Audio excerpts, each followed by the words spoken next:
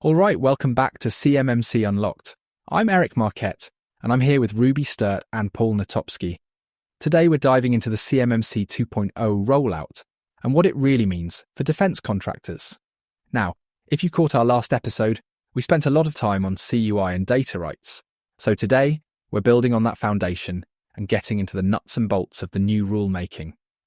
Paul, you want to kick us off with a quick overview of what's changed with the DoD's proposed DFARS updates and how CMMC 2.0 is structured? Absolutely, Eric. So, the Department of Defense is amending the Defense Federal Acquisition Regulation Supplement, DFARS, to implement the CMMC 2.0 program. The core of CMMC 2.0 is a three-level model, and it's all based on NIST SP 800-171, and for the highest level, selected requirements from SP 800-172. Level 1 is about basic safeguarding for federal contract information. Level 2 is for controlled unclassified information, CUI, and Level 3 is for the most critical programs with enhanced requirements. Now, the phased rollout is a big deal here. Over 3 years, CMMC requirements will be gradually included in more contracts, so not everyone is hit at once. The DoD estimates only about 1,100 small entities will be impacted in the first year, which is meant to ease the burden, especially for small businesses. Yeah, and I think that's a relief for a lot of folks, right? Because let's be honest, when you hear new compliance framework, most small businesses just see dollar signs and headaches. But this phased approach, it's kind of like dipping your toe in the pool instead of being shoved in the deep end. Still, it's a lot to take in. Eric, you've worked with a few small contractors. How are they reacting to this phased rollout? Honestly, Ruby, there's a mix of anxiety and cautious optimism. Some are grateful for the extra time, but others are worried about keeping up with the evolving requirements. And Paul, you mentioned the NIST standards. Can you clarify how those fit into the CMMC levels? I always get a bit tangled up between 800-171 and 800-172. Sure thing. Level 1 is mapped to basic safeguarding requirements. Think 48 CFR 52.204 TAR 21. Level 2 is a direct mapping to all 110 requirements in NIST SP 800-171. Level 3, which is the most stringent, adds a subset of requirements from NIST SP 800-172. So if you're handling CUI, you're looking at Level 2 at a minimum. And if you're supporting critical DoD programs, Level 3 could be on the table. The idea is to scale the requirements to the sensitivity of the information you're handling. That makes sense. And Paul, you had a story about a briefing at BAE Systems where things got a bit messy with CUI definitions, right? Yeah, that was a memorable one. We had a company-wide briefing, and there was a lot of confusion about what actually counted as CUI. Some folks thought it was just anything marked confidential. Others thought it was only export-controlled data. That confusion led to a full compliance overhaul, new training, new marking procedures, and a lot of process documentation. It really drove home how critical it is to get those definitions right from the start, or you end up redoing a lot of work down the line. And that's a perfect segue, because if you don't have clarity on what you're protecting, you can't scope your compliance efforts properly. We talked about that last episode. Scoping and boundary setting are everything. But with CMMC 2.0, the phased rollout gives organisations a bit of breathing room to get those basics sorted before the full weight of compliance hits. So let's talk about the assessment ecosystem. There's a lot of moving parts: self-assessments, third-party assessments, the CMMC PMO, accreditation body, DIBCAC. Paul, can you break down who does what in this new world?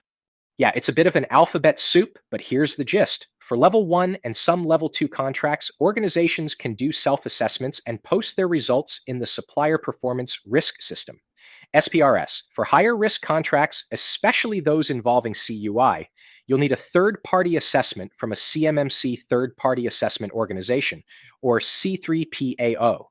The CMMC Program Management Office, or PMO, oversees the whole program, while the accreditation body is responsible for authorizing and accrediting C3PAOs.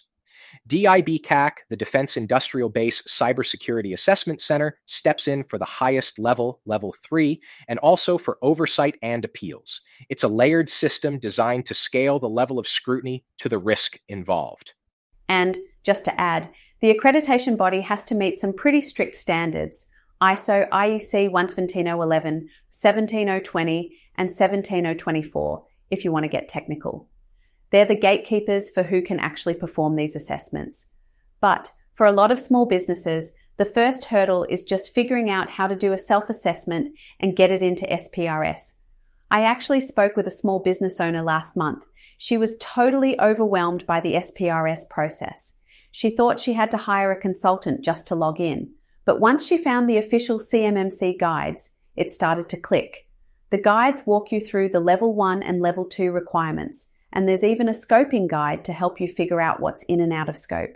It's not easy, but it's doable if you take it step by step. That's a great point, Ruby.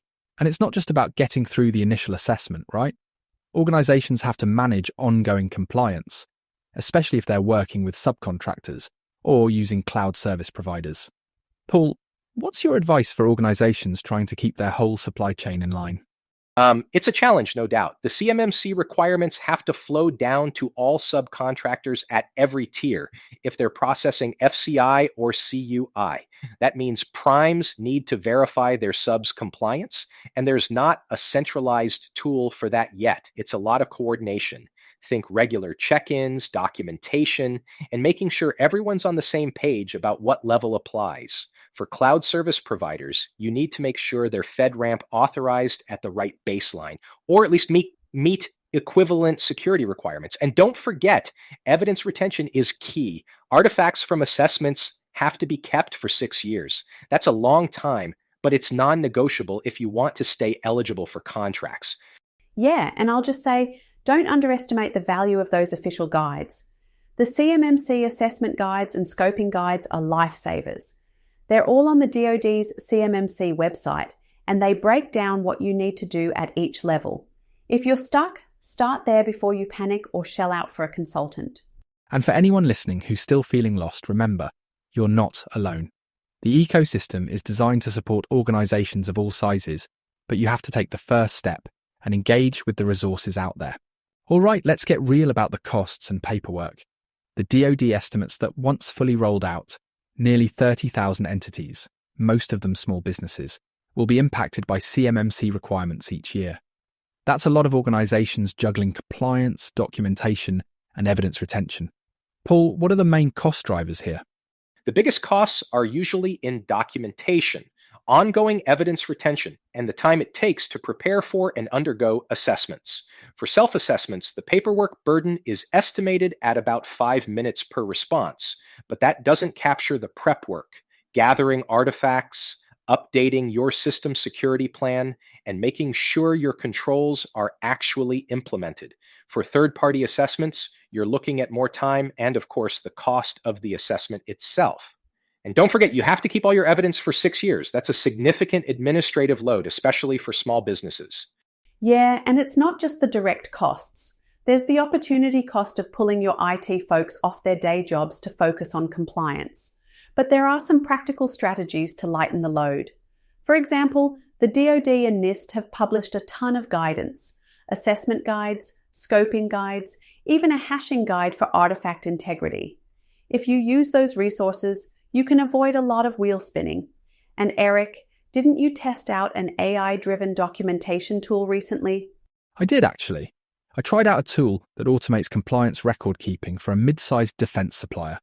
It wasn't perfect, but it did help organise evidence, track assessment dates, and even flag when annual affirmations were due.